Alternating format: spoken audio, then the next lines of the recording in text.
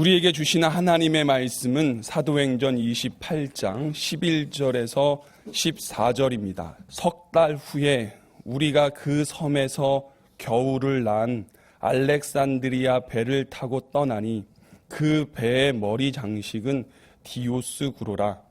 수라구사에 대고 사흘을 있다가 거기서 둘러가서 레기온에 이르러 하루를 지낸 후 남풍이 일어나므로 이튿날 보디울에 이르러 거기서 형제들을 만나 그들의 청함을 받아 이레를 함께 머무니라.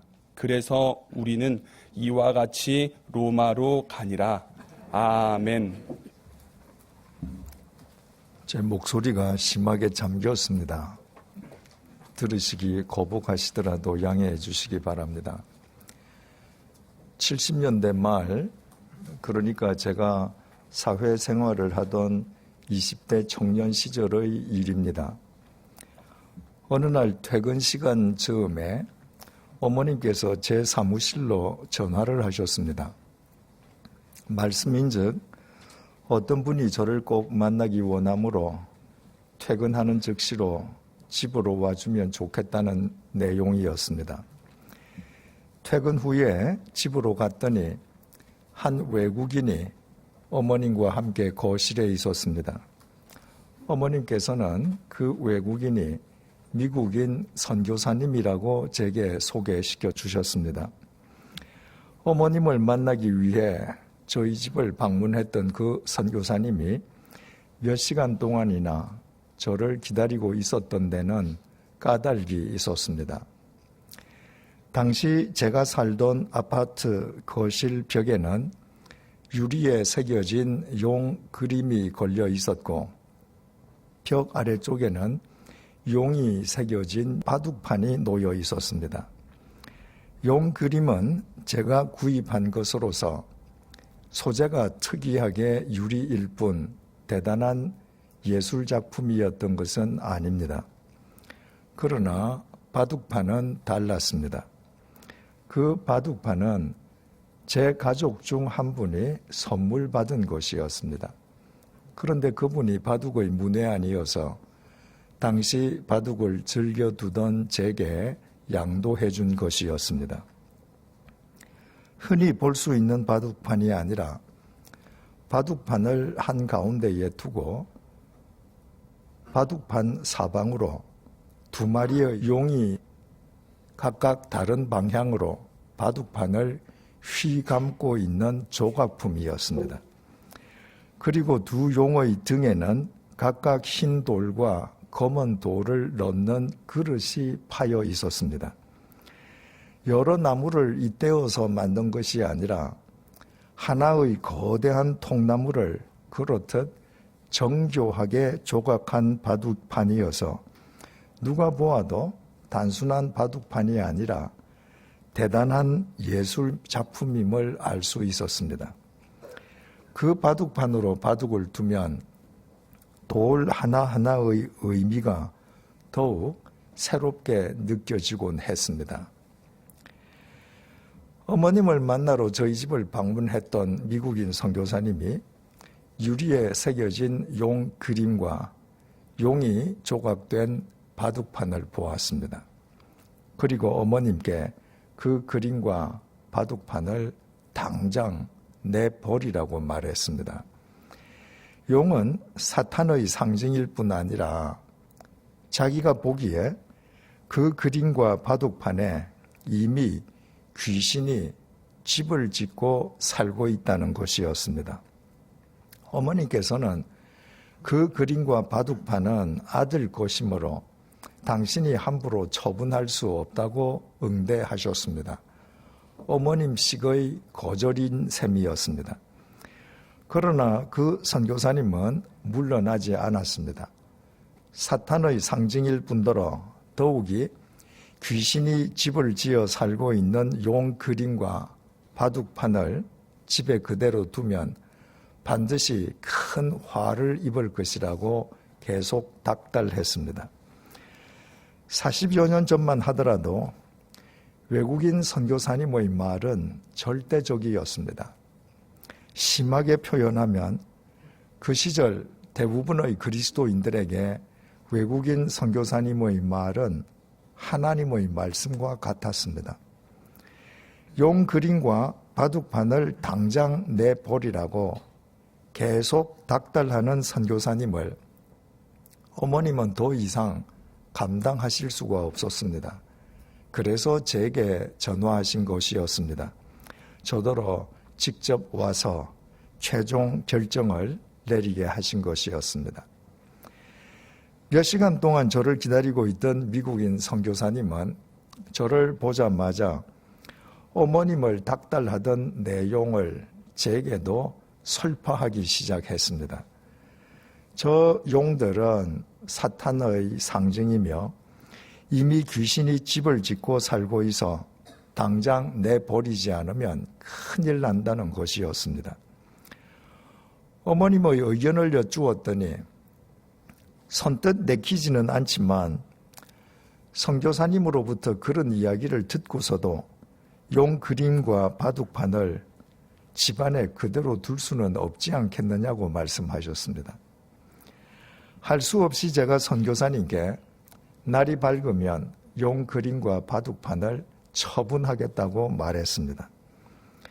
그러자 그분은 이 세상 모든 그리스도인들이 자신의 뜻을 따라야 하는 것처럼 마치 조선시대 양반이 머슴에게 명령하듯이 안 된다고, 당신이 보는 앞에서 당장 내버리라고 제게 말했습니다. 당시 제가 살던 아파트 단지에는 중고 가구를 매입해서 되파는 가게가 있었습니다. 마침 가게 주인이 퇴근하지 않고 있었습니다. 전화를 받고 달려온 그 가게 주인에게 용 그림과 바둑판을 그냥 가져가라고 했습니다. 바둑판을 본 가게 주인의 눈이 휘둥그레지면서 정말 그저 주는 것이냐고 반문했습니다. 그가 보기에도 바둑판이 예술 작품이었던 것입니다. 그는 제게 연신 감사의 인사를 하면서 용 그림과 바둑판을 들고 나갔습니다. 어머님과 선교사님 그리고 저 세 사람 가운데에 그 상황을 흡족해 한 분은 선교사님 한 분뿐이었습니다. 그 후 선교사님은 마치 큰일을 치렀다는 표정으로 돌아갔습니다. 저는 모태 신앙인으로 태어났으면서도 그때까지 단 한 번도 제대로 성경을 읽어본 적이 없었습니다. 그날 생판 처음 보는 선교사님으로부터 제가 애지중지하던 용 그림과 바둑판을 당장 내버리라는 강요를 받고서도 과연 그분의 주장이 성경에 근거한 것인지 성경을 확인해 볼 생각은 전혀 하지 못했습니다. 그 이후 그날 일이 이따금 생각날 때마다 그리스도인의 집에는 왜 용 그림이나 조각품이 있으면 안 되는가? 귀신이 용 그림이나 조각에 집을 짓고 산다는 것은 과연 사실인가? 하는 의문을 떨쳐버릴 수가 없었습니다. 그리고 그 의문은 제가 직접 하나님의 말씀을 읽기 시작하면서 간단하게 해소되었습니다. 40여 년 전 제가 타이에 의해 처분했던 용 그림과 바둑판에는 아무 문제가 없었습니다. 문제는 저의 영적 무지와 더불어 그 선교사님에게 있었습니다. 그 선교사님이 귀신에 매여 사는 분이었다는 것입니다. 만약 그와 똑같은 일이 지금 제 앞에서 다시 전개된다면 저는 용 그림과 바둑판을 당장 내버리라고 명령조로 강요하는 선교사님의 잘못을 일깨워 드릴 것입니다. 그래도 선교사님이 막무가내라면 등을 떼밀어서라도 제 집에서 나가게 할 것입니다. 삼위일체 하나님을 믿는 저에게 용 그림이나 조각품은 단순한 미술품 혹은 예술작품 이상의 의미가 있을 수 없기 때문입니다. 오늘의 본문 11절을 함께 보시겠습니다. 석 달 후에 우리가 그 섬에서 겨울을 난 알렉산드리아 배를 타고 떠나니 그 배의 머리 장식은 디오스쿠로라. 조난당한 멜리데 섬에서 생애 처음이자 마지막으로 새해를 맞은 바울은 봄이 되어 지중해 항해 금지 조치가 해제되는 즉시 로마를 향해 그 섬을 떠났습니다. 조난당한 지 석 달 만이었습니다. 바울이 그 섬을 떠나면서 이용한 선박은 그 섬에서 겨울을 난 알렉산드리아 배였습니다. 우리가 잘 알고 있는 것처럼 하나님께서는 유라굴로 광풍에 휩쓸린 바울의 발이 멜리데 섬에 닿기도 전에 석 달 후에 그 섬을 떠날 바울을 위해 그 섬에 또 다른 배를 이미 대기시켜두고 계셨습니다. 그 배 역시 알렉산드리아 선단에 속한 배였지만 본문을 기록한 누가는 멜리데 섬 인근 해역에 좌초한 알렉산드리아 배와 확실하게 구별하기 위해 그 배의 특징을 그 배의 머리 장식은 디오스쿠로라고 증언했습니다. 이미 말씀드린 바와 같이 헬라어 명사 디오스쿠로이는 헬라 신화 속에서 제우스의 쌍둥이 아들 카스토로와 폴리데우케스를 일컫는 명칭입니다. 바울이 멜리데 섬을 떠나기 위해 탄 배의 양 뱃머리에 카스토르와 폴리데우케스의 형상이 조각되어 있었던 것입니다. 카스토르와 폴리데우케스, 즉 디오스쿠로이는 주전 5세기경부터 로마인들 사이에서 신으로 경배되기 시작해서 로마에는 디오스쿠로이를 위한 신전도 있었습니다. 제우스 신은 쌍둥이 아들의 우애를 높이 사 그들을 하늘의 별자리에 개민이 곧 쌍둥이 자리로 심어 주었다는데 그 이후로 뱃사람들은 디오스쿠로이를 항해의 안전을 보장해주는 수호신으로 섬겼습니다. 멜리데 섬에서 겨울을 난 바울이 그 섬을 떠나면서 승선한 알렉산드리아 배의 양 뱃머리에 디오스쿠로이, 즉 카스토르와 폴리데우케스의 형상이 조각되어 있었던 데는 바로 그런 연유가 있었습니다. 중요한 사실은 바울은 그 배를 타면서 디오스쿠로이의 형상을 조금도 개의치 않았다는 사실입니다. 바울은 이방신의 우상이 새겨진 배라고 혹은 저 우상에 지금 귀신이 집을 짓고 있다며 그리스도인인 나는 절대로 저 배를 탈 수 없다고, 나는 이 섬에서 우상이 새겨지지 않은 배가 올 때까지 계속 기다리겠다고 우기거나 억지를 부리지 않았습니다. 바울은 디오스쿠로이의 형상을 보고서도 그 어떤 이의도 제기하지 않고 그 배에 승선했습니다. 우상을 믿는 사람만 우상의 지배를 받습니다. 귀신을 의식하고 귀신에 매여 있는 사람만 매사에 귀신의 속박 속에서 살아갑니다. 그 배에 디오스쿠로이의 형상을 조각한 그 배의 건조자들, 그 배를 구입한 선주, 그리고 그 배를 운행하는 선장과 선원들은 그 배 양 뱃머리의 디오스쿠로이를 자신들의 수호신으로 모신 사람들이었습니다. 디오스쿠로이의 형상이 무엇으로 만들어졌든지 간에 그들에게 디오스쿠로이는 단순한 조각품일 수 없었습니다.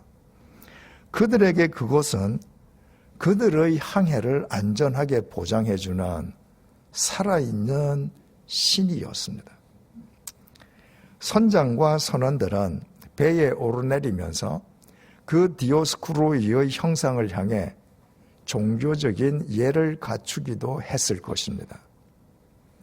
그러나 그 디오스쿠로이가 바울에게는 아무런 영향도 미치지 못했습니다. 바울에게 그것은 단순한 조각품 이상의 의미를 지닐 수는 없었습니다. 그래서 사도행전을 기록한 누가는 본문에서 그 배의 머리 장식은 디오스쿠로라고 증언했습니다. 배사람들이 디오스쿠로이를 그 배의 신으로 모셨을 망정, 삼위일체 하나님 앞에서 그것은 단순한 뱃머리의 장식품에 지나지 않는다는 의미였습니다. 특이한 사실은 뱃머리의 장식의 헬라어가 영어로는 figurehead로 번역되는데 영어 figurehead는 선수상, 즉 뱃머리의 형상을 뜻함과 동시에 허수아비를 의미합니다. 얼마나 의미심장합니까? 배사람들은 디오스쿠로이의 형상을 신으로 그 배에 모셨습니다. 하지만 바울에게 그것은 허수아비에 지나지 않았습니다.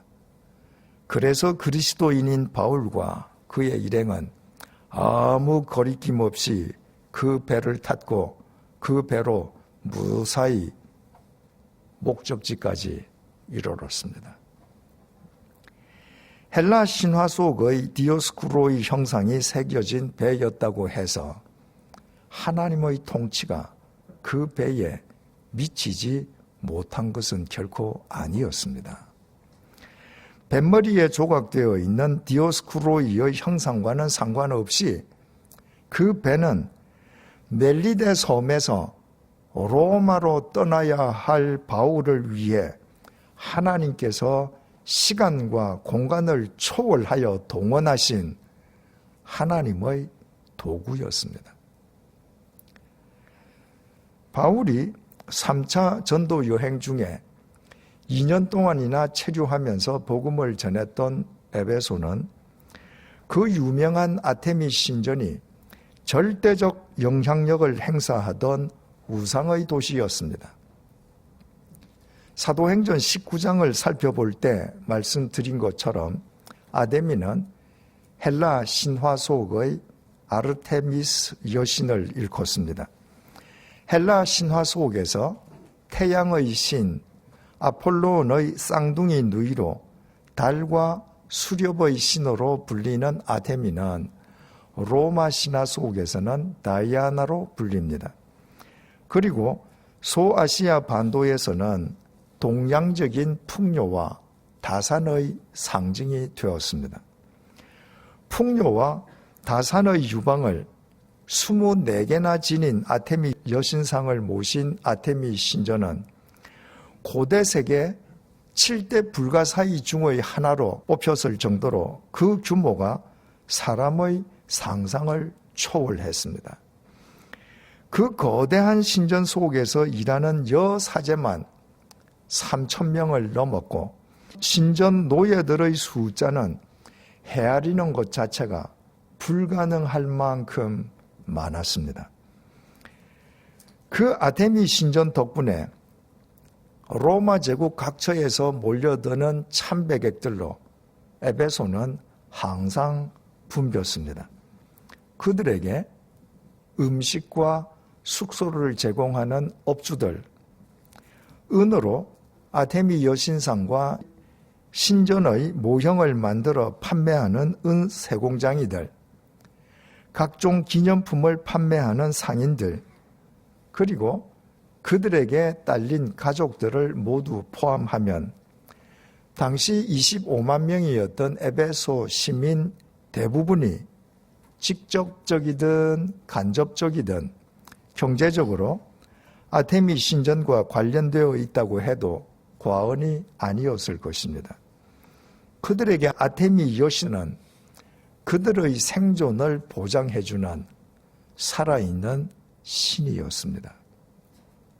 그러나 바울은 바로 그 에베소에서 아테미 신전의 아테미 여신을 가리켜 사람의 손으로 만든 것들은 신이 아니라고 공개적으로 선포했습니다.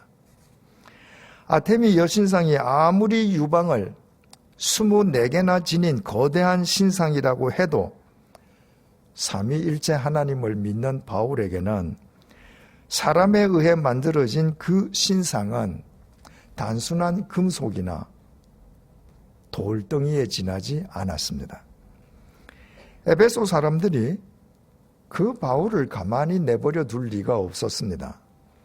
그들은 자신들의 생존을 보장해주는 신을 신이 아니라고 공개적으로 선포하고 부정한 바울을 죽이려 했습니다. 그러나 그 결과가 어떻게 되었습니까? 에베소 사람들이 그토록 신봉하던 아테미 여신상도 아테미 신전도 이 세상에 더 이상 존재하지 않습니다. 그러나 에베소 사람들이 죽이려 했던 바울은 시간과 공간을 초월하여 영원한 사도로, 그의 말은 영원하신 하나님의 말씀으로 영원히 살아 있습니다. 바울이 믿은 하나님이 살아계신 하나님이신 반면에 에베소 사람들이 그토록 신봉했던 아테미 여신은 생명 없는 허수아비에 불과했기 때문입니다. 32년 전에 제가 이곳 합정동으로 이사 왔을 때 우리 집 옆집은 무당집이었습니다. 양화진 묘지 곁에서 서양 귀신을 모셔서 영험하다고 소문난 무당이라고 했습니다. 그때만 해도 서울 시내에서도 굿이 잦았습니다. 그 무당집 마당에서도 토요일이면 을에 하루 종일 꽹과리를 치면서 구판이 벌어졌습니다. 3층 옥탑방에 있는 제 서재로 통하는 외부 철제 계단을 오르내릴 때마다 토요일이면 그 집 마당과 장독대 위에서 요란하게 구춤을 추는 무당이 내려다 보였습니다.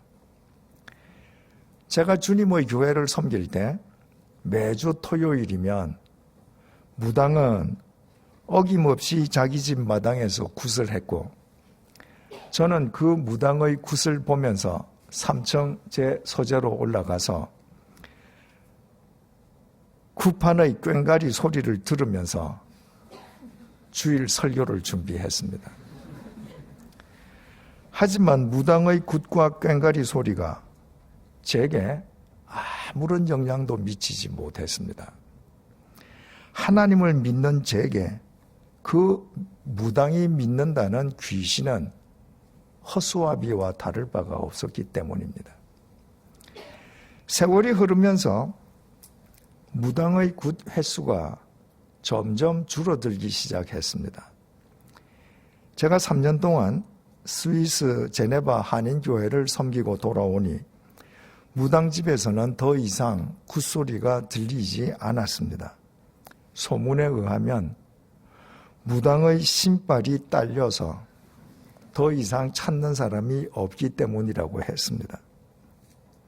얼마 후 무당이 세상을 떠나면서 자식들에게 너희들은 예수를 믿으라는 유언을 남겼다고 했습니다.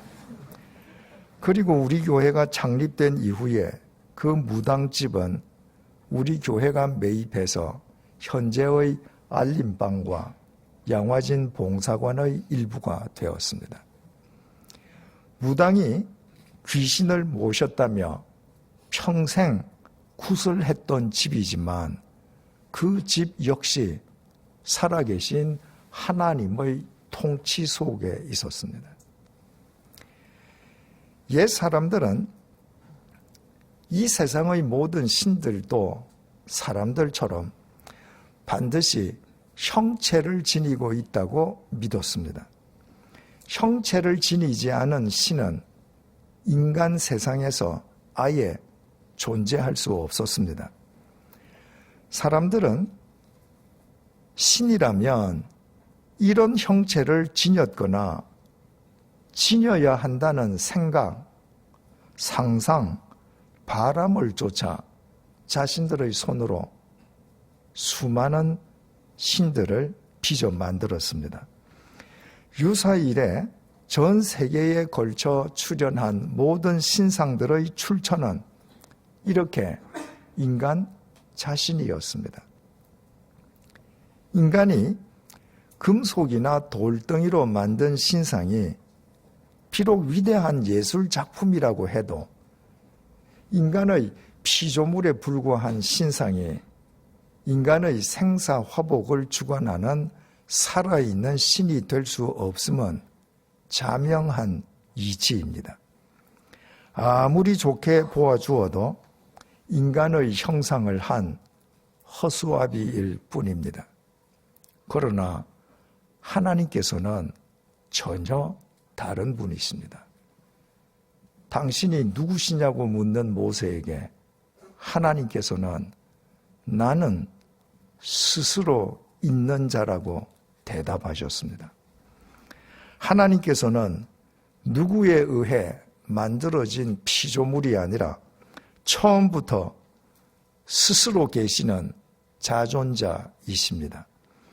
자존자이신 하나님께서는 형체를 갖지 아니한 영이십니다. 눈에 보이는 형체를 지닌 것은 설령 하늘을 찌를 듯이 높은 신상이라고 해도 시간과 공간의 지배 속에 있을 따름입니다. 반면에 영이신 하나님은 시간과 공간을 초월하시기에 보이지 않는 영으로 자존하시는 하나님만 시간과 공간을 초월하는 살아계신 하나님이실 수 있습니다. 신도 인간처럼 반드시 형상을 지니고 있고 그 형상은 자신들의 손에 의해 빚어져야 한다고 믿던 인간들의 머리나 마음으로는 보이지 않는 영으로 자존하시는 하나님은 상상조차 할 수 없었습니다.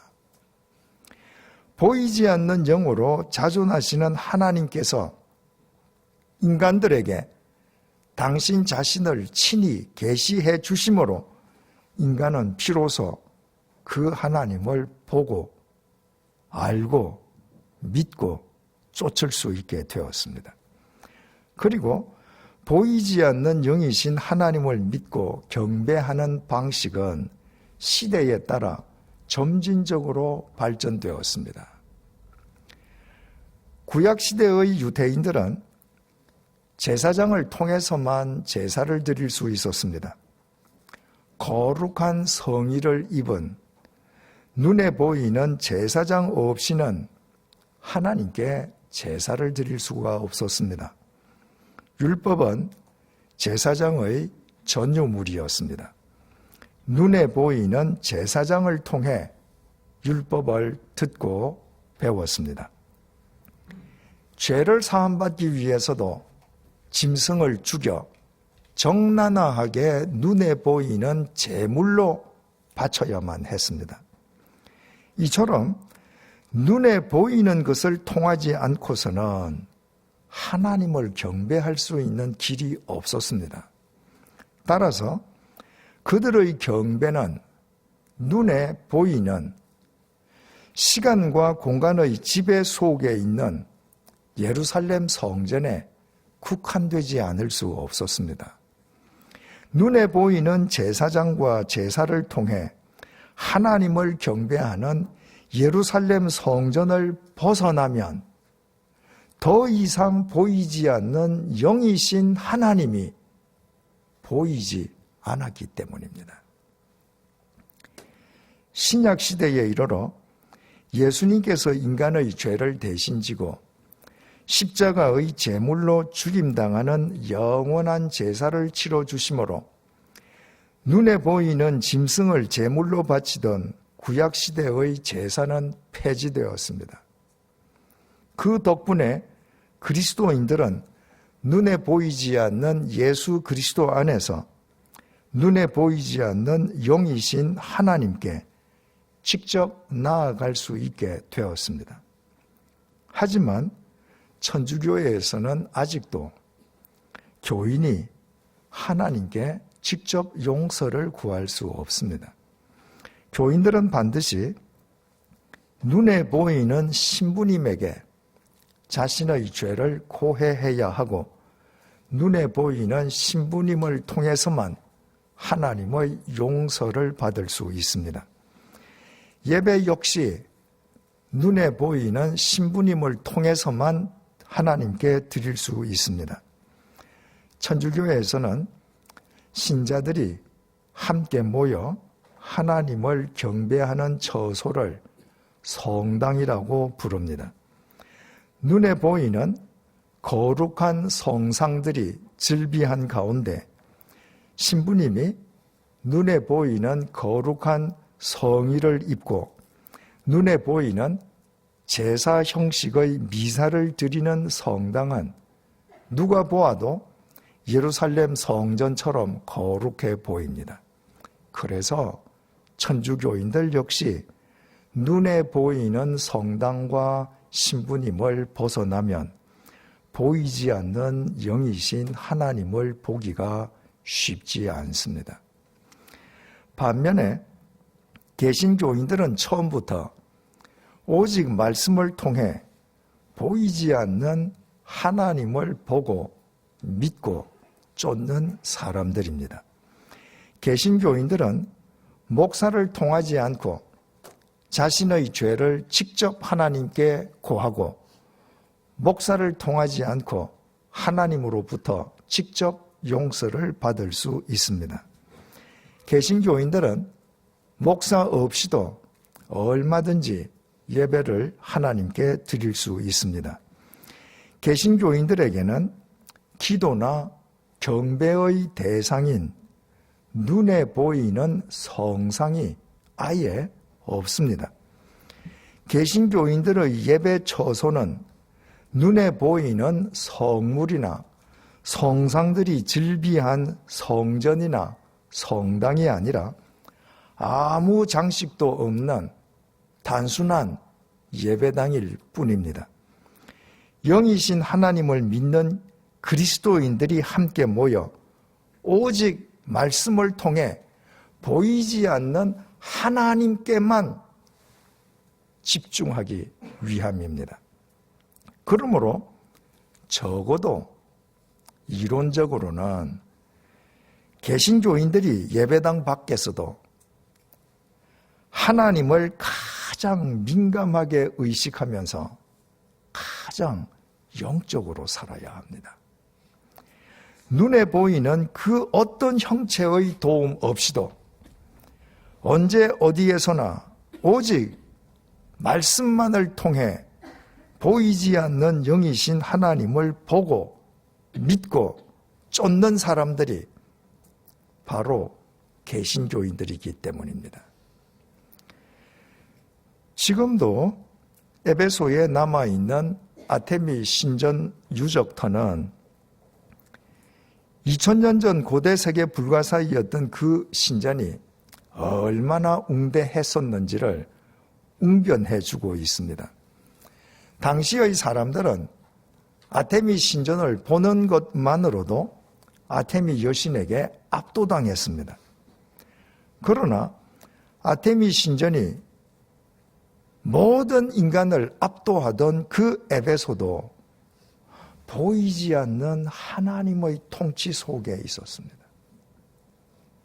바울은 보이지 않는 그 하나님을 보고 믿었기에 도리어 눈에 보이는 그 거대한 아테미 여신을 가리켜 사람의 손으로 만들어진 것들은 신이 아니라고 단정적으로 선포했습니다.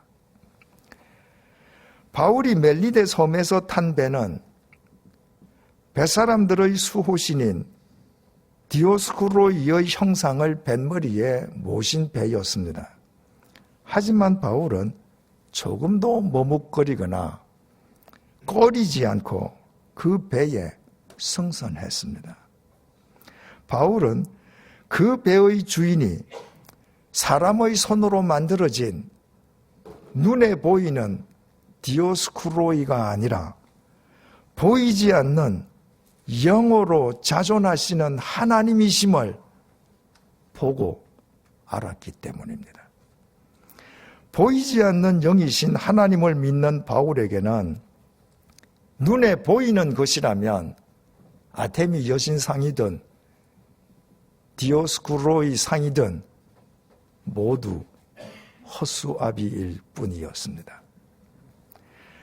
바울은 다메섹 도상에서 주님의 부르심을 받은 이후에 일평생 하나님을 믿으면서 단 한 번이라도 보이는 것에 연연해하거나 얽매인 적이 없었습니다. 그는 눈에 보이지 않는 영이신 하나님을 믿는 그리스도인이었기 때문입니다.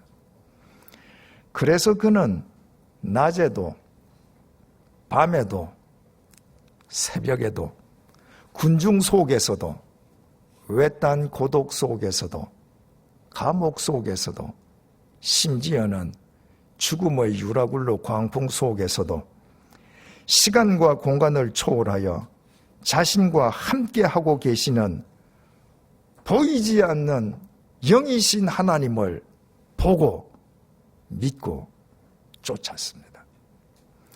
이 세상 어느 곳이고 보이지 않는 영이신 하나님이 보이지 않는 곳이 없었고 그분의 통치가 미치지 않는 곳이 없었습니다.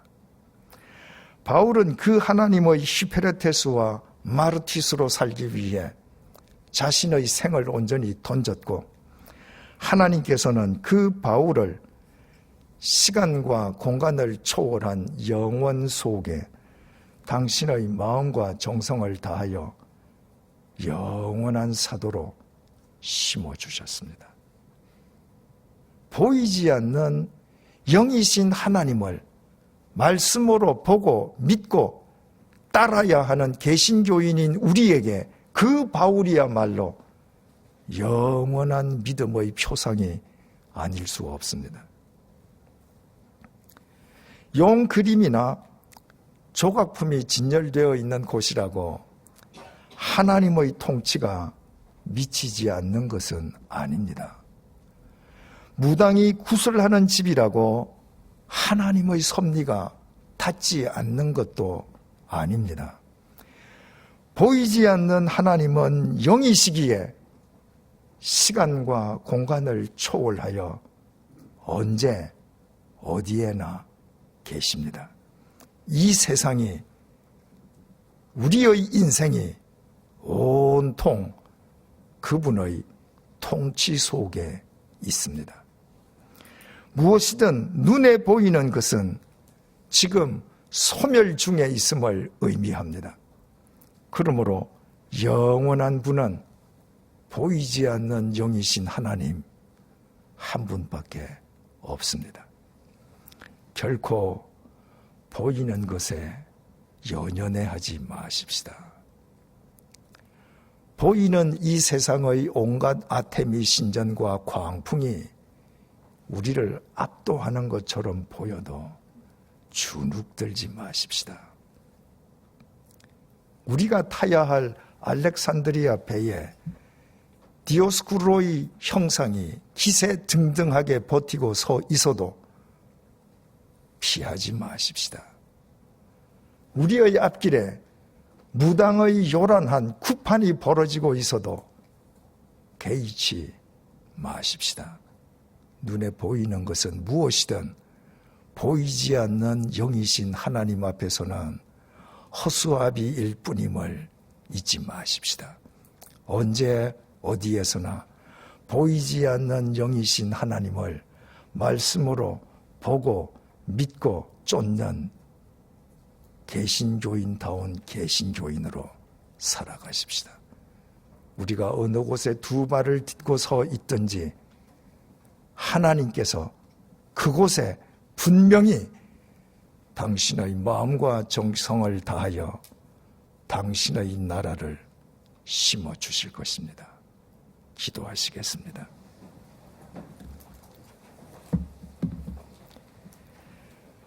보이지 않는 영이신 하나님께서 우리를 불러주시고 구원해 주신 것을 감사합니다.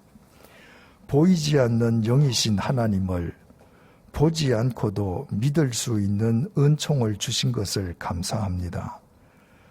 보이지 않는 영이신 하나님께서 보이지 않는 당신을 당신의 말씀으로 보고 믿고 좇게 해주신 것을 감사합니다. 하나님께서 보이지 않는 영이시기에 시간과 공간을 초월하여 계시지 않는 곳이 없고 하나님의 통치가 미치지 않는 곳이 없음을 찬양합니다. 그 하나님을 믿는 그리스도인이기에 우리 모두 바울처럼 눈에 보이는 것에 연연해하지 않게 해 주십시오. 우리를 압도하려는 이 세상의 온갖 아데미 신전에도 우리를 집어삼키려는 죽음의 유라굴로 광풍에도 주눅들지 말게 해 주십시오. 우리의 앞길에 디오스쿠로이가 기세등등하게 서 있다고 돌아가지도 말게 해 주십시오. 오직 하나님의 말씀 속에서 우리 영혼의 안테나를 높이 올리고 보이지 않는 영이신 하나님만 쫓는 개신교인다운 개신교인으로 살아가게 해 주십시오. 그와 같은 우리의 삶 속에 하나님께서 당신의 마음과 정성을 다하여 당신의 나라를 이미 심어주셨음을 날마다 우리의 삶으로 확인하는 기쁨을 누리게 해 주십시오. 예수님의 이름으로 기도드립니다. 아멘.